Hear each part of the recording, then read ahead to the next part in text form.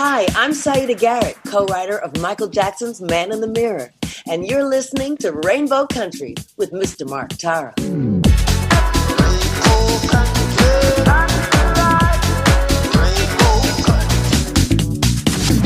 The views and opinions expressed on the following program are those of the persons appearing on the program.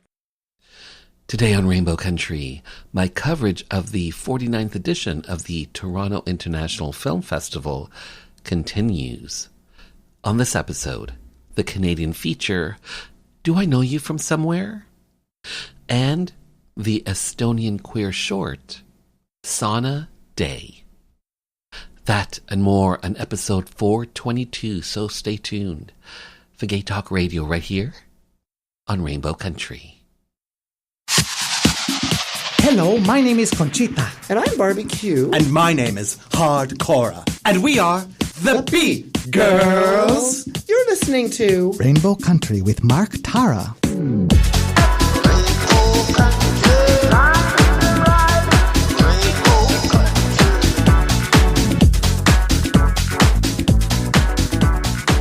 Well, hello and welcome to yet another new episode of Rainbow Country. As I like to call it, a little gay radio show working to give voice to the LGBT community and beyond. And as always, I am your tour guide through Rainbow Country. I'm producer and host, Mark Tara. By the way, Rainbow Country originates from CIUT FM in Toronto and now syndicated across Canada from coast to coast to coast. The Yukon, British Columbia, Saskatchewan, Manitoba, the east coast of Canada and Newfoundland, Ontario, even down to Buffalo, New York, and online. Well, thanks to you tuning in, streaming, downloading, but ultimately listening.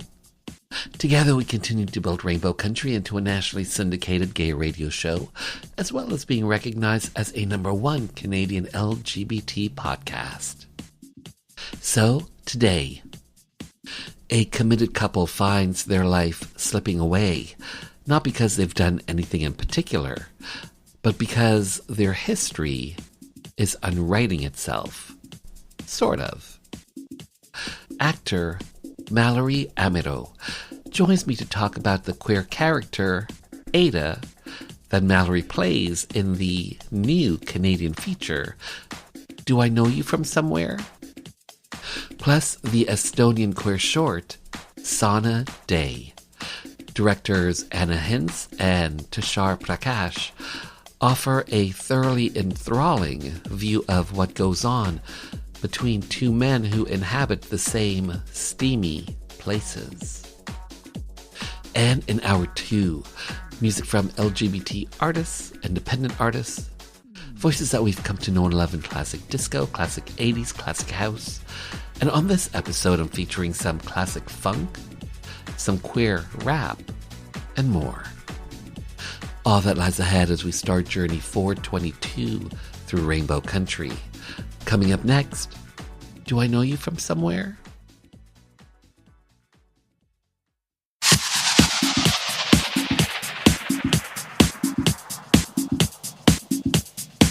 Hi, everybody. This is Gino Vanelli. You're listening to Rainbow Country with Mark Tara. Good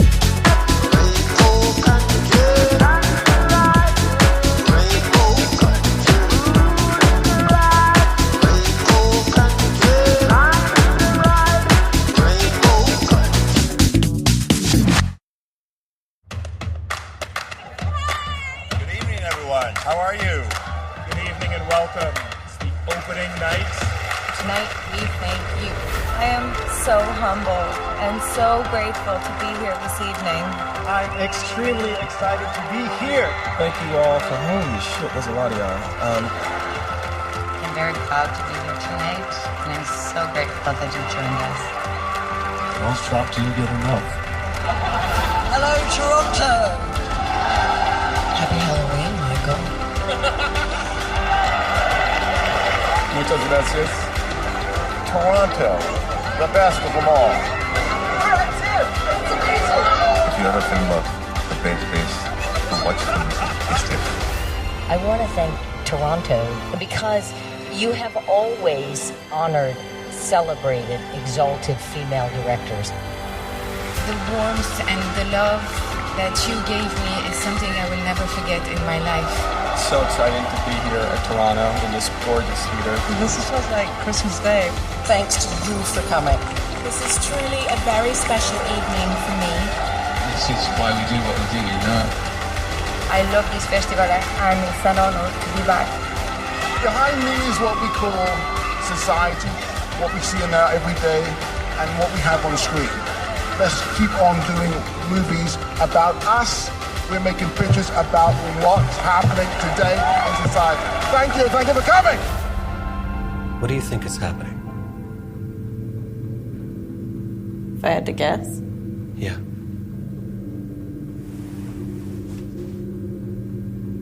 I think we died. Or maybe we're in some sort of communal coma. Why does it look like that outside? It's definitely weird.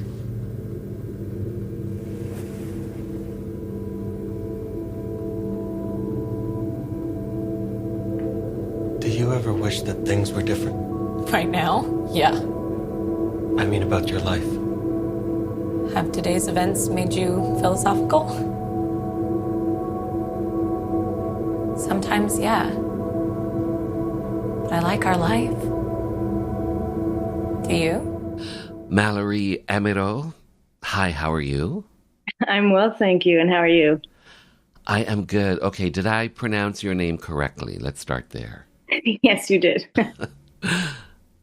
Yay. I have to say thank you for being here, especially to talk about a new film, Canadian film, Do I Know You From Somewhere? It's part of TIFF 2024. I believe this is your feature film debut.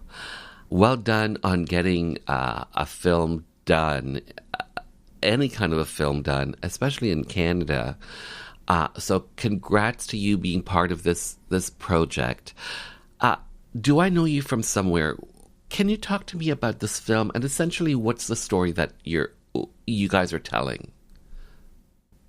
I think the film, if it were to ask one question, is would my life be different if I had have made a different choice?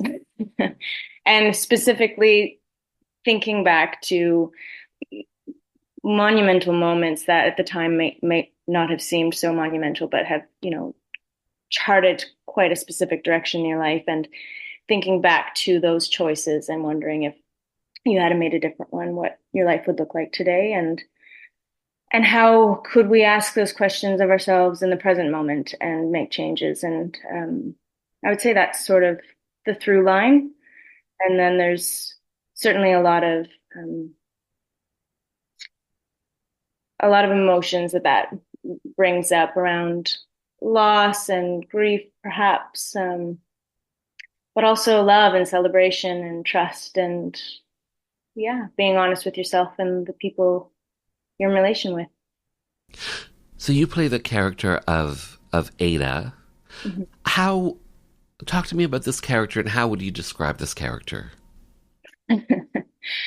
I think Ada is someone who's fiercely independent, strong, and is a single mom who perhaps has been single for a little while and I think we meet Ada when she's willing to put herself back out there. Mm. And when it comes to this particular character, this particular project, what was it about this package, this film, this character that made you say, I want to be part of this? The writing was awesome right out the gate, and super fun and easy to sink your teeth into, even in the audition process. And then during the callbacks, get to meet Ari and Gordon. And the moment I met them, I said, oh, it can be like this. We can have this much fun. And it was just sort of a no-brainer for me. If they went with me, it was going to be a big yes on my end. I was really looking forward to working with them. They're top shelf people. This is your feature film debut. What was that audition process like for you, this being your first feature film? Well, it was over Zoom, which, isn't my favorite. Mm-hmm. It's sort of disembodied in some ways, but Ari was super fun and encouraging and immediately playful in the redirects. So I felt quite relaxed and able to just play and be creative rather than thinking about I am delivering something somebody else wants, as opposed to like we are finding something that we want. And I think it's subtle, but a significant shift that I really appreciated. And as a feature film debut, I don't think I could ask for a better experience. The set was everyone's disposition, their attitudes were so high, and I think Ari spoke to this and was a priority to have shorter work days, and I think that helps everyone feel well rested and ready to give it their all on set. And and there was just a lot of room to have creative input and dialogue in building these scenes in this world of the film. So I think I had probably an outlier experience. It was I had a lot of hand-holding, I think. Mm. And how long did you guys film for, or at least yourself? I think the film shot over the course of 5 weeks, and I was there for 2 or a little less than 2 of the whole thing. Mm-hmm. Mm-hmm. Okay, so there's a specific scene in the movie where you are walking in a bar or a nightclub setting, and there's 80s retro music playing, and you're wearing this great, like, it's like a lime or a green kind of suit on, and I loved that suit. I'm Me too. I'm like, you look, that you were wearing the suit as opposed to the suit wearing you. Oh, bless your heart for saying so. Thank you. It was a feat to do that because it's an awesome suit. Mm-hmm. I loved it. Did you have any input in that particular costume for yourself? No, Michelle was the costume designer, and she just has a great eye, and I loved everything she picked, so I wasn't fussy. I was happy to put that on. Yeah. This may sound like an odd question, but have you seen the final cut of the film? I haven't yet. No, I'll be seeing it. You have not? No, I'll be seeing it at AF. I've seen a couple of scenes, and it looks so good. I have no idea. I have no clue. Mm-hmm. So you are part of the LGBT community. You are gender non-binary. I myself am, I'm gay. This is a gay radio show. For myself, I am androgynous. This is just who I am innately. Mm-hmm. I'm a blend of, at least for me, both male and female energies. The term gender non-binary is fairly new. And for yourself, and that particular journey for yourself, how did you come to that decision where you recognize that, you know what, this particular term fits for me? Talk to me about that journey and how you came about that decision. That, hey, I'm gender non-binary. Sure, no problem. That's an easy question to answer. It all started, Mark. It all started when I was having a bowl of cereal. Yeah.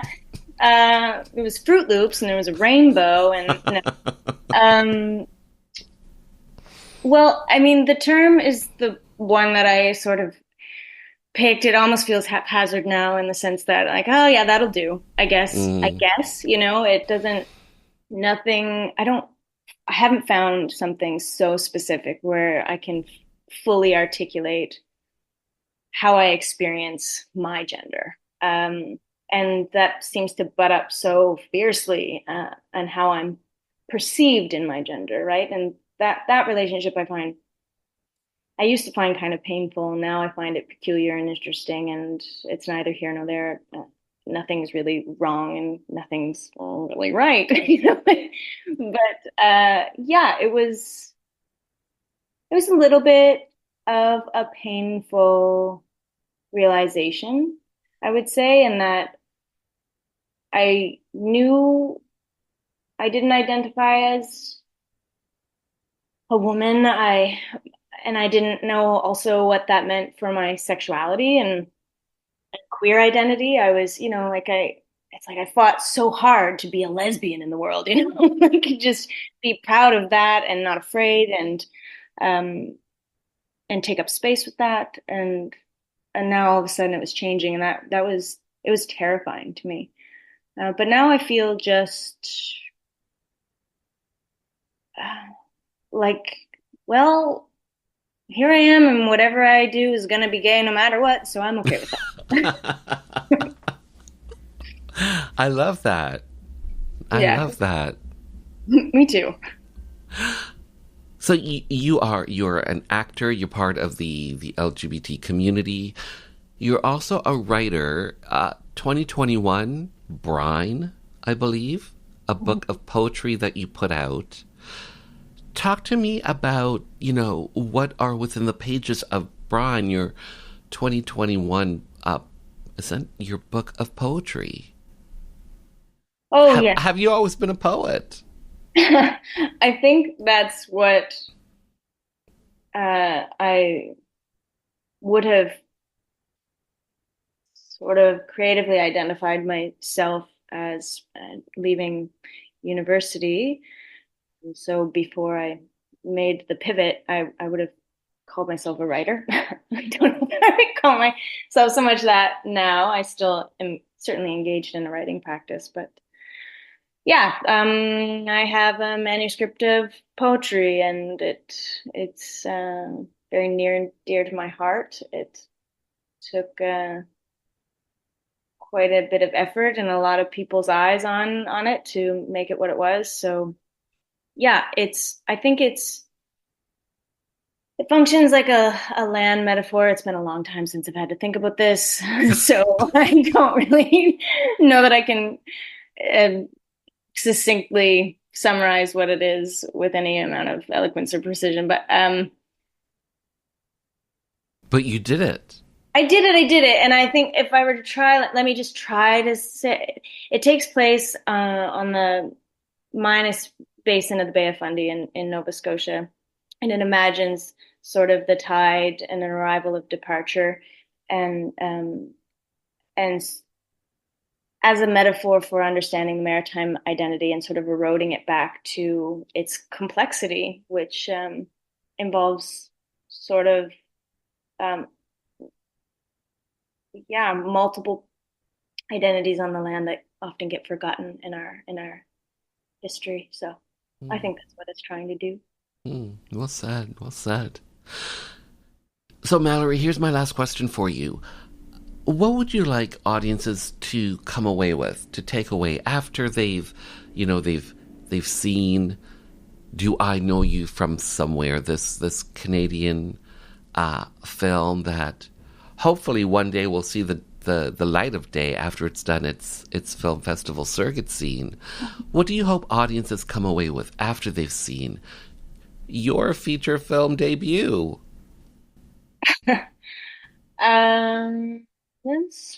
I think what anyone hopes to walk away from seeing a film is to feel changed in some way, to feel seen, recognize themselves in either the characters or the story, and have an enhanced or shifted perspective on elements in their own life. And that's what I hope for.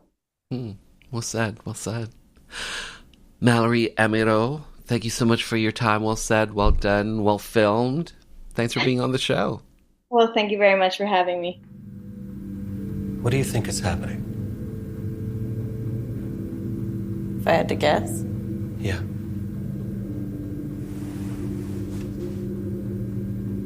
I think we died. Or maybe we're in some sort of communal coma. Why does it look like that outside? It's definitely weird.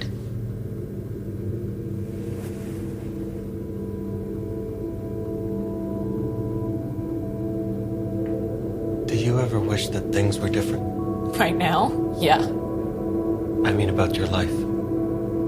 Have today's events made you philosophical? Sometimes, yeah. But I like our life. Do you? Do I Know You From Somewhere is currently doing the film festival circuit. For more information, simply visit strikepictures.ca.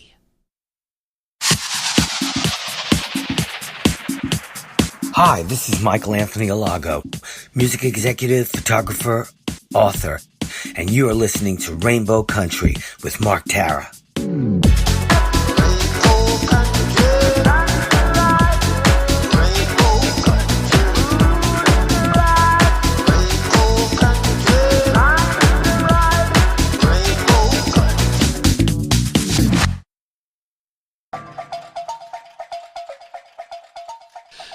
In June 2014, I was fortunate enough to cover North America's first World Pride that took place in Toronto. The interviews and footage that I captured was recently turned into a documentary that's officially out now. A Different Kind of Love is the name of the documentary and can be found on OutTV and OutTV Proud, which is available on Apple TV and other streaming platforms.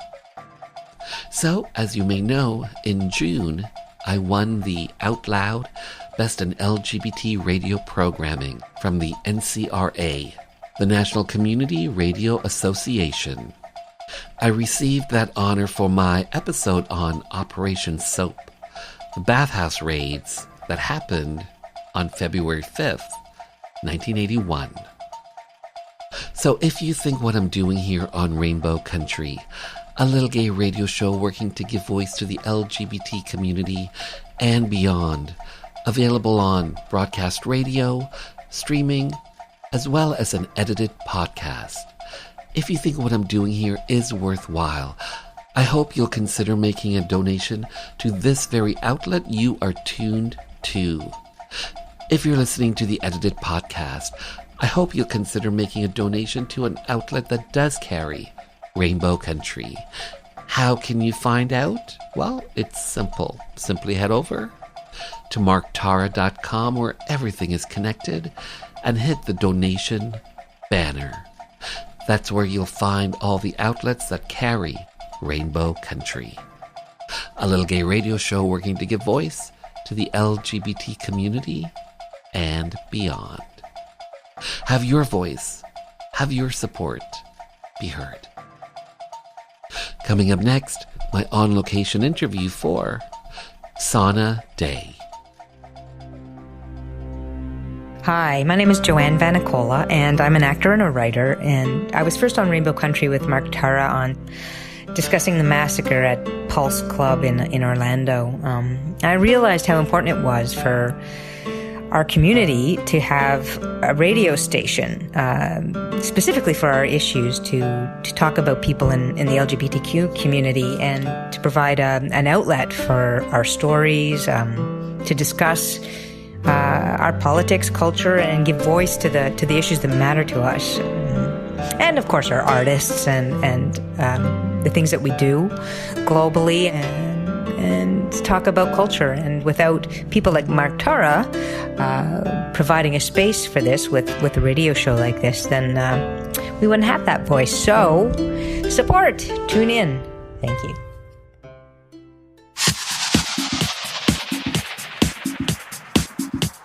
Hi, I'm Paul Poirier, Canadian champion in ice dance and 3-time Olympian, and you're listening to Rainbow Country with Mark Terra.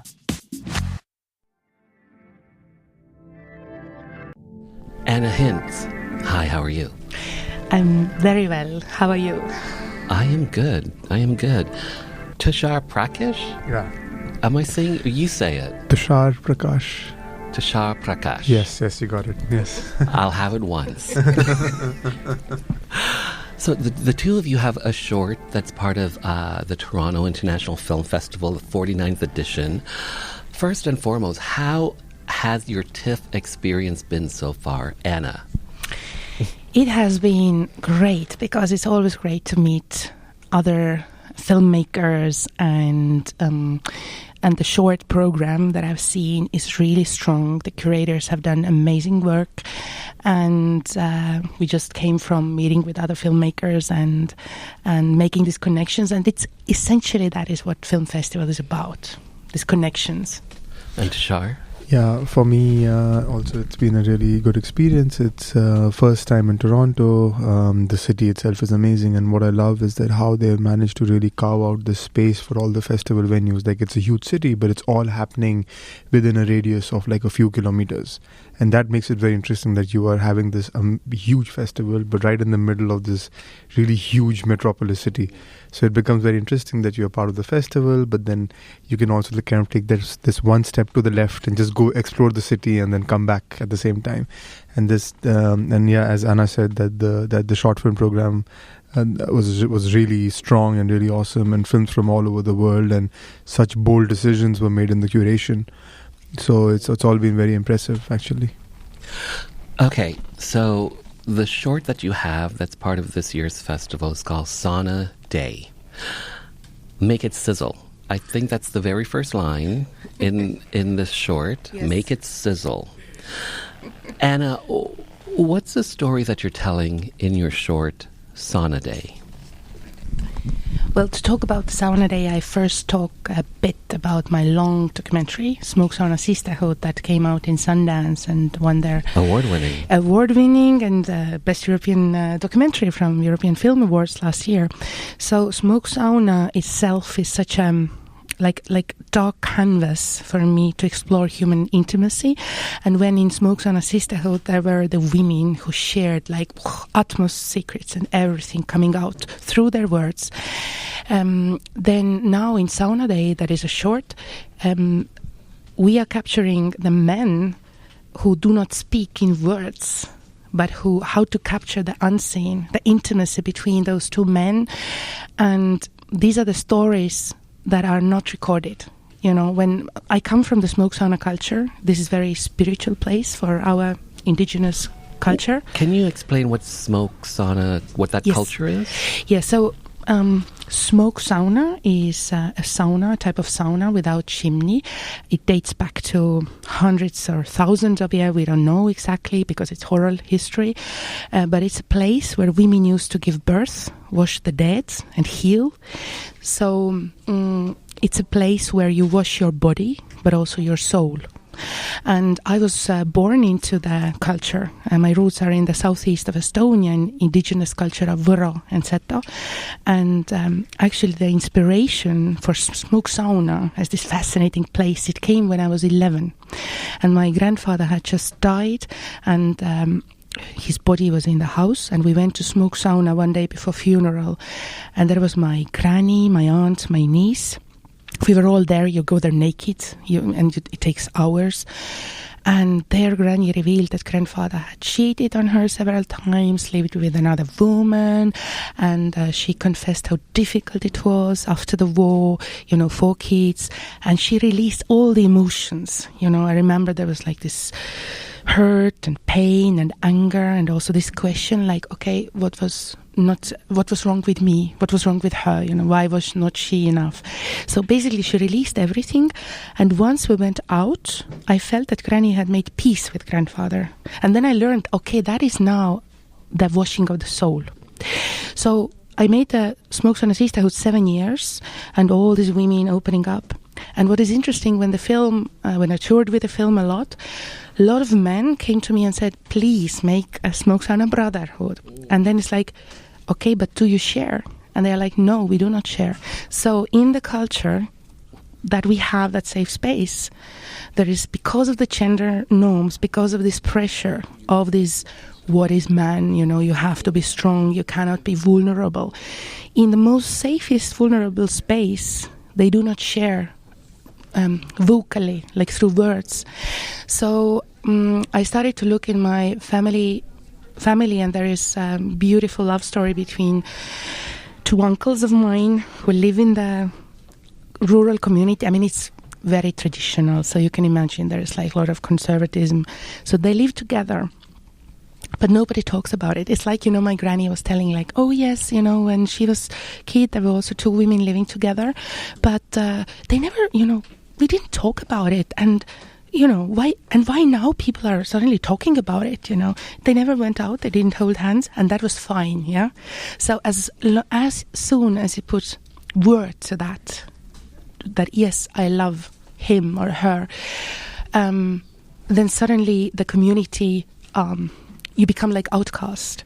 And in this kind of conservative community, suddenly it's like you can belong in these conditions.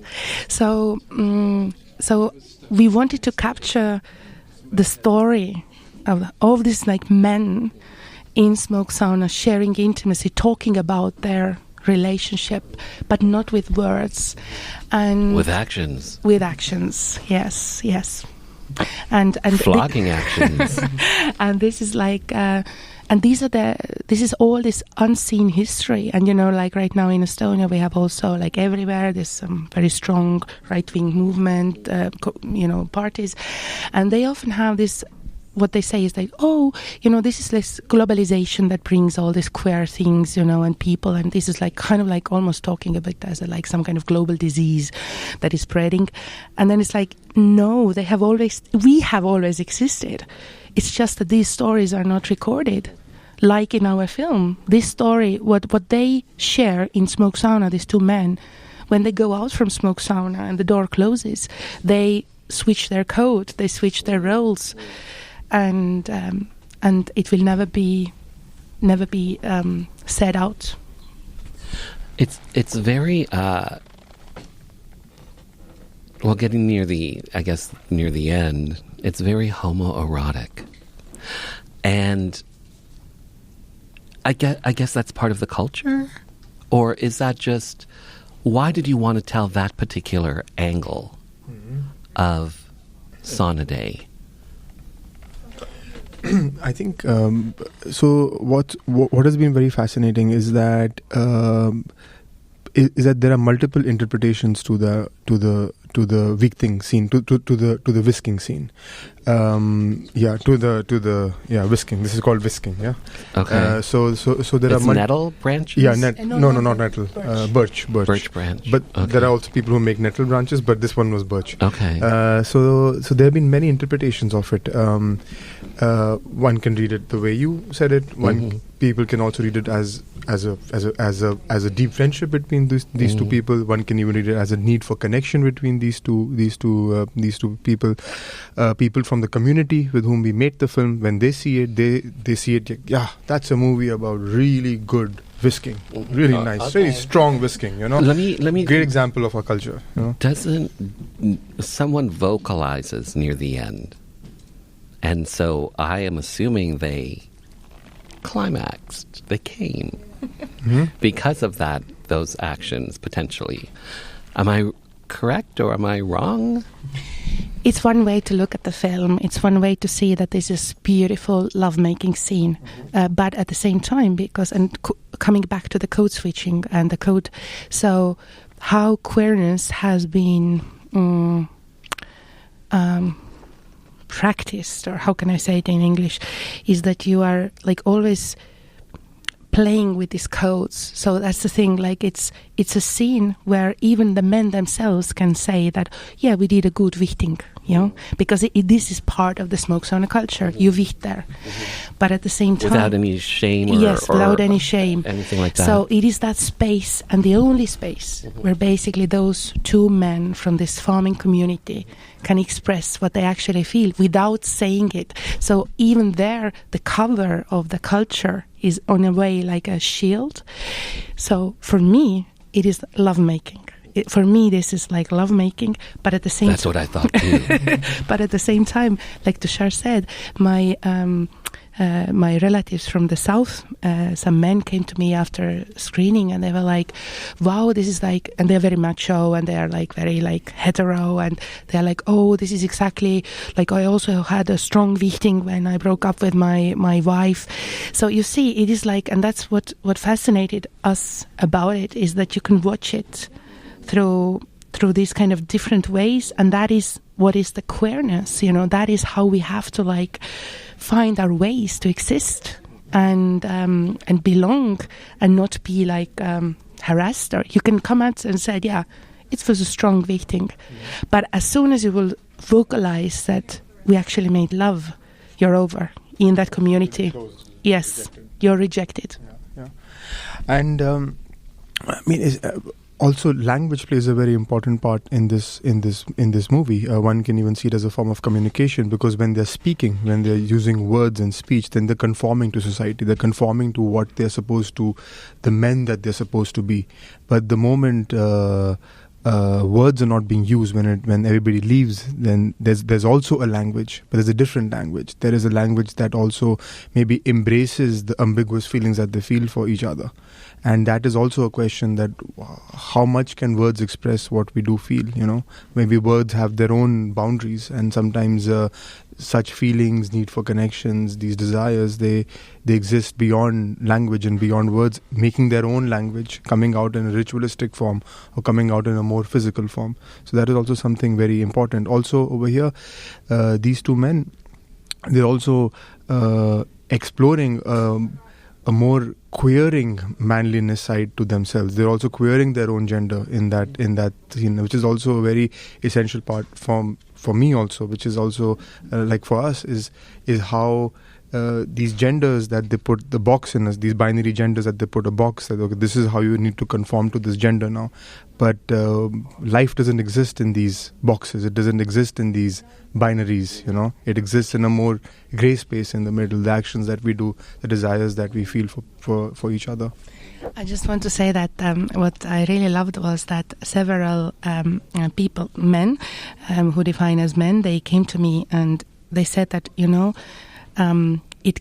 film gave them safe space to explore their sexuality, because for me definitely it's a spectrum, and those men who have only thought of themselves as very straight, then suddenly and it's like the safe space for these two men that are on the screen, but also in the audience, to suddenly like, wow, I felt erotic, wow, and hopefully that opens up also more the spectrum and opens up the empathy, that because like I remember when Tushar, you came to Estonia, and also meeting my relatives from this very like rural area. I remember 1 year before they were making like very like stupid racial jokes, and then when Tushar came and having not white skin like in Estonia usually everyone have, then suddenly this personal connection changed them, and they have and I see that this very, very like conservative people who were like making this racist jokes, suddenly they are like taking now Tushar as theirs because they have the personal connection. So I hope that even if it is like a short film, but even for Estonian community, it opens up people's minds and hearts, that when we have this personal relation, when we understand that, okay, actually I could also feel certain feelings towards my same-sex person, then there's hopefully more empathy So it's also to opening that discussion. We are still very backward in that way. This year, Estonia legalized same-sex marriages, but one thing is I mean, it's a big thing. We just came from our friend's wedding, but the society still has long way to go. Long way. One thing is what is like on paper, but like people's minds and unfortunately, like my good friend who came out publicly last year writing a article in one major Estonian newspaper, just, it was like for the fight to get that legalizing the same-sex marriage. He told me by the end of the year that he had gotten so much, on one hand support, but so much hate and death threats, and so we still have long way to go. Yeah. Okay. I really want to know the answer to this next question, okay? And it's the casting call that went out for the actors. I'm assuming there was a casting call, especially for the last two actors. What was that casting call like? Did it say men with strong bodies and firm butts? Was there a casting call? No, in Estonia I didn't have a casting call because I knew the community that I want to work with, or we want to work with, and it's from the south. So there are the other men, except the two main actors, they are all non-actors. So already this opening of the minds happened through the casting process, and and the two main actors, one is from the community and the other is one for famous Estonian actor, and I think their presence also gives in a way a safe space for others, and including other actors, to feel, we can be in this kind of film. They can be vulnerable. They can be vulnerable, because what I did was that I asked from my friends from the community, LGBTQ plus community, to cast gay men. And what I can say is that all those who define themselves as gay, they didn't, and who want to be actors, they refused because they were scared.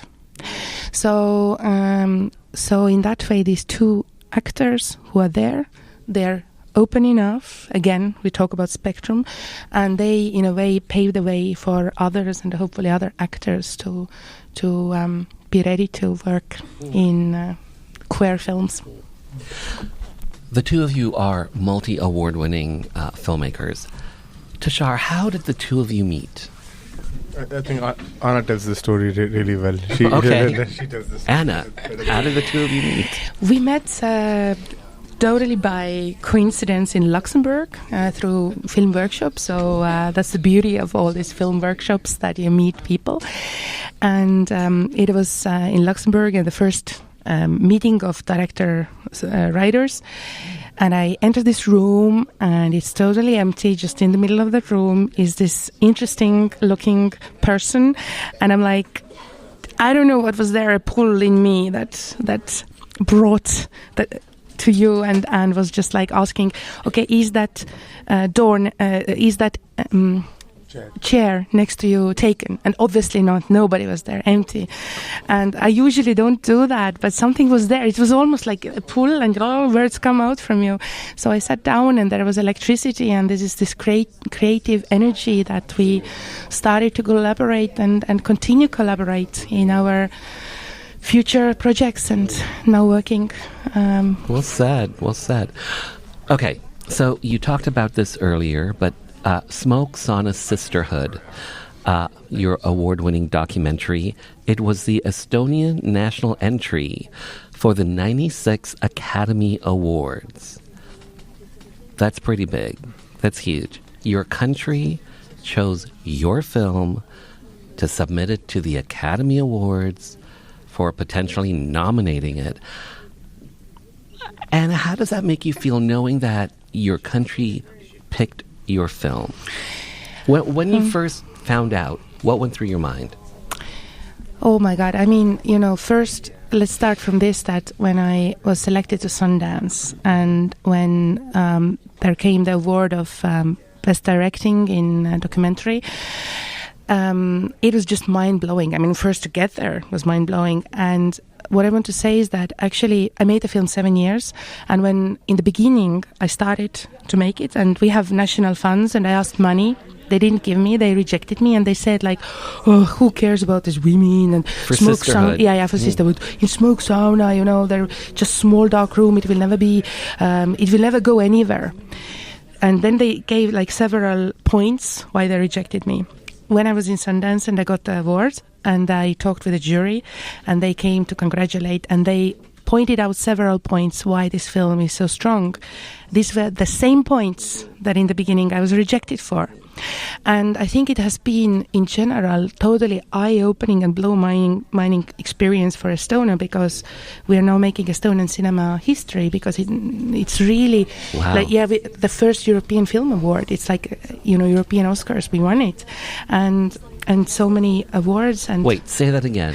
European Film Awards. The European Oscars, you won that. Yes, European Film Award. We won Best Documentary, and it's done you know, I didn't get any money. I invested all my money into this, and I think it has been this kind of journey also for Estonia. That is, we have a lot of trauma in our history, you know, the Soviet occupation 50 years. Before that, there was slavery for hundreds of years. When, like, all my ancestors, they used to be owned by landlords, often from Germany or Sweden or, Denmark and Russia. So there is a lot of this kind of, how can I say, people don't believe the issue with the self-worth. So it's almost like this, that this inferiority complex, and also how money started to come to us and how they started to really support us was when outside world started to give notice. And I really, for me, it has been this kind of healing journey for also Estonian community to see, hey, something totally local, something that you didn't value or you didn't think that it's valuable, like smoke sauna and its culture, our indigenous culture, is worthy. Something local can be universal and can travel. And I really hope that this is like a healing experience to all of us. So for me, that I was just, of course, all this journey has made me so grateful, and just I hope that it is healing and eye-opening for all of Estonian cinema. Well said. Tushar, Sauna Day, is this, it's a short film, but is this part of a bigger project? Is this a one and done? Talk to me about maybe the future of Sauna Day. I think I can share my side of it, and then Anna can share her side of it. My side of it would be that for me, what I found for myself in this movie was the issue of masculinity in many ways. That is something that has always fascinated me. That what are the toll, that what's the pressure that men have to feel to act like men. That's always been my study, always, because I've grown up, I grew up in India, seeing my uncles and seeing the men in my family really kind of go out in the world, struggle it, make it work, tough country to make it work in the 70s and 80s with all the corruption and everything, and then coming back with their battle wounds, wounded, not being able to emotionally be there for the children or for the family. So that always raised this question in me, okay, am I a man? If that's it, if that's to be a man, how is it? So I've always been kind of obsessed by men in that way. So in that way, Sauna Day was a really was a really strong opportunity for me to also explore that theme. Like what does it mean to be a man? At what point do we perform the identity of being a man in society, and at what point do we not perform, and we're just humans who just want to connect beyond the notions of what it is to be a man. So for me, that's what Sauna Day gave me the opportunity to try that also in Estonia. And that is definitely a theme that those are definitely themes that I do want to explore further, where I want to really explore, where I also feel that men are victims of patriarchy as well, and how to also study that, how to also explore that men themselves suffering under the weight of patriarchy and toxic masculinity. So so Sauna Day has given me the opportunity to explore that, and I definitely want to in my future projects do it. Also, Sauna Day was a great opportunity for Anna and me to collaborate as directors. That was the first time. And filmmaking can be such a lonely, difficult journey that it's really good to have somebody with you with whom you can share a taste, who understands also the themes that you are exploring. And of course, it requires negotiation and communication. But definitely, Sauna Day was also a very enlightening journey in that, like how filmmaking can become richer when it's two people somehow also making it. Maybe not for every project, but sometimes it does work. And in this case, it did work, and I'm very thankful for that. You did Sauna Day after Sisterhood. In the middle. I think it was in the middle of the process, or more towards the end of the process of making Smoke Sauna Sisterhood. Because of the success of Sisterhood, do you feel any sort of pressure, any sort of anxiety, any sort of feeling some kind of way about what comes next, especially for your next feature? Are you feeling any sort of some kind of way? Oh, that's a very good question. People have been asking me this now for a year. Anna, what do you do next? Anna, what do you do next? So definitely there is pressure of the expectations.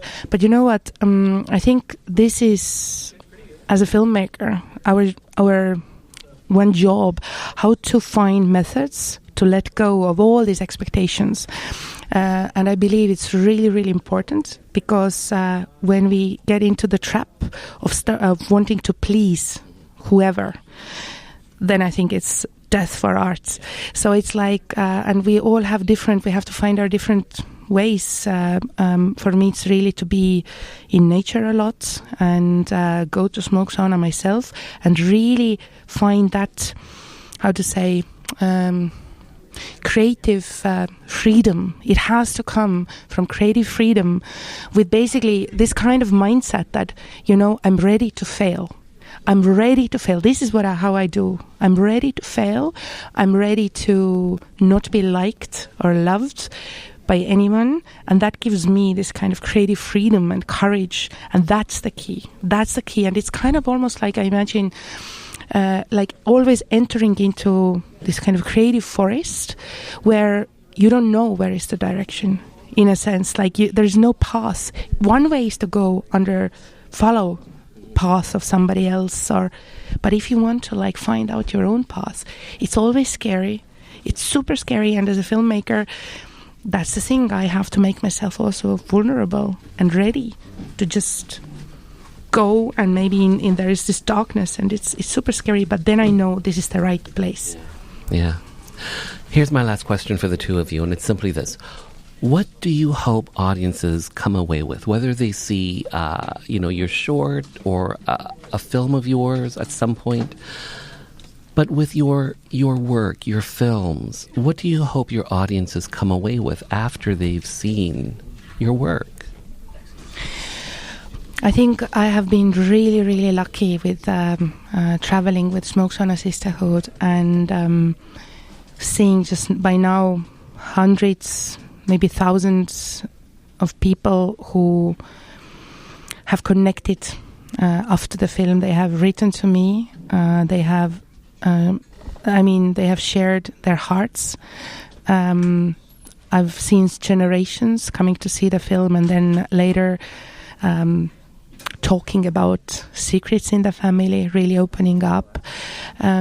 Basically, it's like this. What I hope, especially with those two films, Sauna Day and Smoke Sauna Sisterhood, is that somehow they feel like they are inside the smoke sauna when they watch it in the cinema hall, and they connect with the vulnerability, and it gives courage or strength to be vulnerable themselves, because that's, I feel, the real strength, the courage to be vulnerable. And we are all looking for connection with others, but yet often so scared to be vulnerable. But that is the only way. Yeah. That is the only way, and I hope that somehow my films can help people to connect. Well said. What's that? Tushar? For me, I think for me, I can just think about all the art and the work that has affected me in my life, and these are works that they just touch you somewhere deeply. You have a tear in your eye, you're crying, and you don't know why you're moved. It's like I don't know, like just seeing a building. And you just see a building, and just the way the space works, the sound works, the light works. You just look at it, and it just moves you somehow. And I think if I can make a movie that does that just touches somebody in such a way that transcends intellectuality, transcends logic, transcends everything. You don't know what's touched you, but something has just touched you. Some scene comes, some sequence comes, it all works, and it just comes and it just touches you. Like almost like just touches you, like a sense of something from some other space comes. I don't want to say like a religious experience because I'm not somebody who can do that. Yeah, but you want your work to reach out and touch your audience. Yes, move them. Maybe even whisk them. But move them from within, a bodily experience. And I think with Sauna Day, when people come and say that wow, we could feel that, I could feel that, I could smell that. And what was that? What was that? Was that friendship? Was that this? Was that this? I'm like, that's it. Thank you. It for me, it works. That you felt it in your body, Yes, it's very beautiful to be hearing somebody sharing after the film. That has happened with Sauna Day. That first time as men, they felt safe space to feel for another man. And I think that is beautiful when these kind of things happen. And of course, with Smokes on a Sisterhood, there were like stories where, I remember this girl sharing to me after the film that she was raped, and I was the first person that she shared. And then like these kind of deep things, how they have opened up. And that's what we are making films for, to touch. And when our hearts are touched, then our minds can also be more open, and we can feel not the difference in the other, but what unites, what is common between us. In spite of all this is surface, our race, our orientations, all this is like surface, the humanness, with which we can be here on this earth and trying to live together with this earth. Wow. Well said. Profound. Anna, Tushar, thank you for your time. Well said, well done, well filmed. You award-winning filmmakers, you. Thanks for your time. Thanks for being on the show. Thank you so much. Thank you so much. Thank you. Thank you so much, Mark.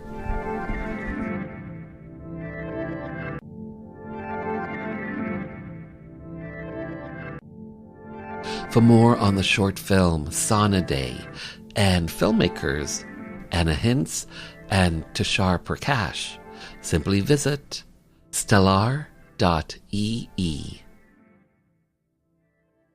Bill 7, to ban discrimination in employment, government services, and housing, based on a person's sexual orientation, was up for a vote at Queen's Park. Most NDP and Liberal MPPs supported the bill, but without some progressive Conservative legislators backing, a divisive split could rack the province. 4 PCs decided to break party ranks to vote with their conscience and support Bill 7. Cabinet Minister and MPP Dennis Timbrell did it to show solidarity for his beloved brother, the well-known drag queen Rusty Ryan. And for me, a gay politician who was not yet out, I had to take a stand. We were known as the Gang of Four. I'm former Cabinet Minister and MPP Phil Gillies. The date, December 2nd, 1986, when LGBT rights came to Ontario.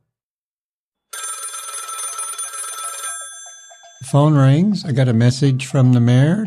He's going to call me back the next day. I get the call, and he said, if you'd accept, we'd like to honor you with the key to the city. There was an event later that year in May. Just a key, right? Like, key to what? A decent job, a good singing career.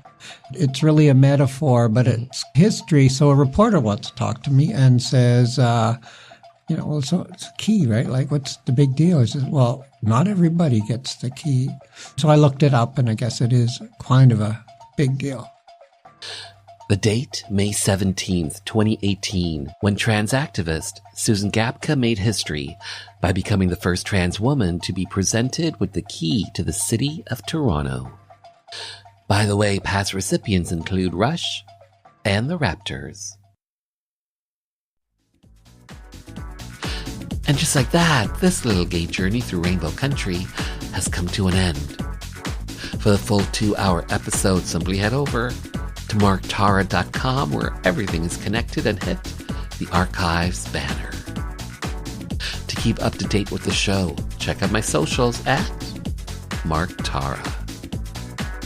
The podcast is available on all major platforms. And finally, I want to take this time to thank you for taking your time to be with me.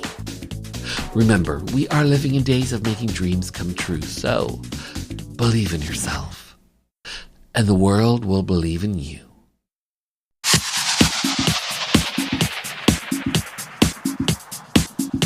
Hi, this is Police Constable Danielle Botno, also known as LGBT Cop, and you're listening to Rainbow Country with Mark Tara.